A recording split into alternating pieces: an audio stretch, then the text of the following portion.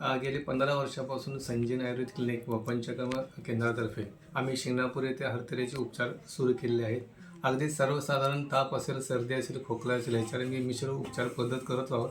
पण याच्याशिवाय जे स्त्रियांचे आजार असतील, जे मासिक पाळी तक्रार असेल, मुलं न होणे अशा काही तक्रारी असेल, काही जणांना पचनाच्या तक्रारी असतात, भूक लागत नाही किंवा खाल्लेलं पोट रब होतं किंवा जे अल्कोहोलिक पेशंट असतात ज्यांच्यामध्ये पोटामध्ये पाणी होतं, अशा सगळ्या आजारांवर मी त्या ठिकाणी आयुर्वेद उपचार पद्धती करतो.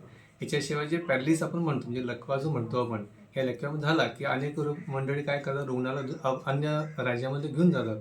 तसं न करण्यापेक्षा आमच्याकडे आयुर्वेद पद्धतीनं आम्ही पेशंट पूर्ण बरे केले आहोत. फक्त मी काय करतो, पहिल्यांदा तर पेशंटचा MRI करून घेतो. MRI केल्यानंतर एका तज्ञ डॉक्टरांनी सल्ला घेतो आणि तुम्हाला अगदी खात्रीच सांगतो की अगदी 80 वर्षाची आजीला जे उचलून आणलेलं त्या पेशंटला मी सर्वजी चालवत घरी पाठवलं आहे, एवढं मात्र निश्चित आहे. अनेक त्वचा वगैरे असेल ज्याच्यामध्ये पिंपल्स आहेत किंवा सोरियासिस आहे किंवा फंगल इन्फेक्शन याच्यावर आम्ही खात्रीशीर अगदी औषध देतो. वजन कमी करणं, वजन वाढवणं असेल, मुतखडा असेल, मुतखडा अगदी 10 mm पर्यंत असेल तर मी आयुर्वेद औषध पूर्णपणे पाडून टाकतो तो. त्याच्यानंतर मधुमेह असेल, ब्लड प्रेशर असेल, थायरॉइड असेल, याच्यावरती आम्ही त्यांची जी उपचार पद्धती चालू आहे ते खंडित न करता आमच्या औषधांना रुग्णाला अन्य कुठला त्रास होणार नाही ह्याचे काळजी ते मी उपचार देतो.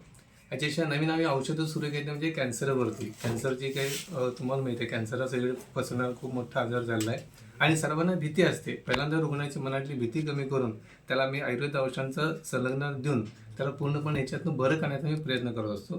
पण हे करत असताना त्यांची जी ॲलोपॅथिक उपचार पद्धती आहे याच्यावर मी कुठलाही खंड करत नाही.